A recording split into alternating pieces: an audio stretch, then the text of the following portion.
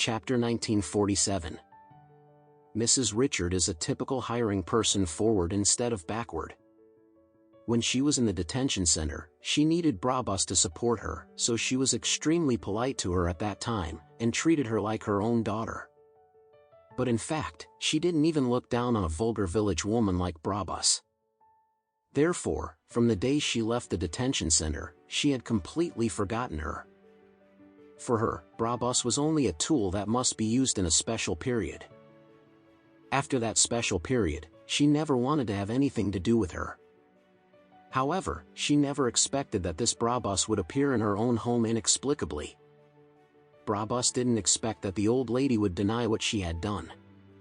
In her opinion, it was obviously Mrs. Richard who saved them, arranged for the driver to pick them up to Beacon Top, and entered the fingerprints on the gate. Why did she deny it at this time? Thinking of this, Brabus asked with a puzzled face, "Old lady, what's wrong with you? You did all these good things, so why are you reluctant to admit it?" "Yeah."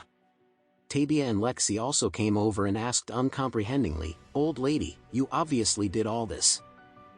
Why are you denying it? Why is that?"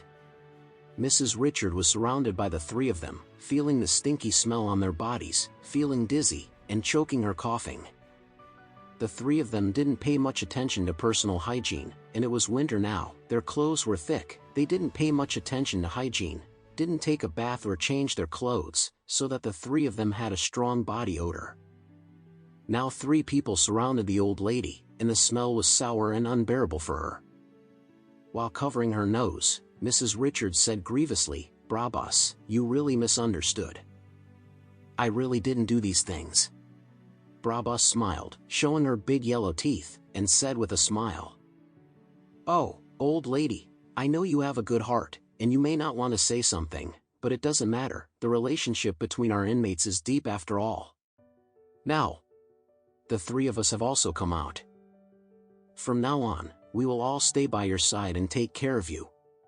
Lexi on the side also said, "Yes, old lady, when you didn't come back, the 3 of us had already arranged a room. Fortunately, your villa is big enough and there are enough rooms. From now on, we will live in 3 of them. Here, you are the mothers of the 3 of us." "What?" When Mrs.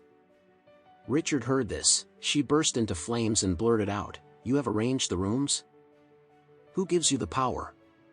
Lexi didn't expect the old lady to suddenly get angry, and hurriedly asked, "What's the matter, old lady? You let us come over and live with you, we must get a share of the room." Mrs. Richard trembled angrily, and said, "This is my house, so I won't be held accountable if you break in without permission, but who gives you the right to divide my bedrooms? Leave immediately." Olivia hurried over at this time and said in a low voice, "Grandma, we are currently short of manpower, so let them help, and let them go when Dad and brother are better off."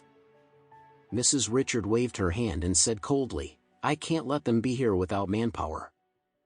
They are so stinky to live like this. Letting them stay 1 more minute will be my birthday. Besides, Mr. Fury will arrange a helper for us. Yes, it must be 10,000 times stronger than these 3 stinky ladies." After that, she looked at Brabus and said sharply, "You 3, get out of here quickly." Brabus was stunned.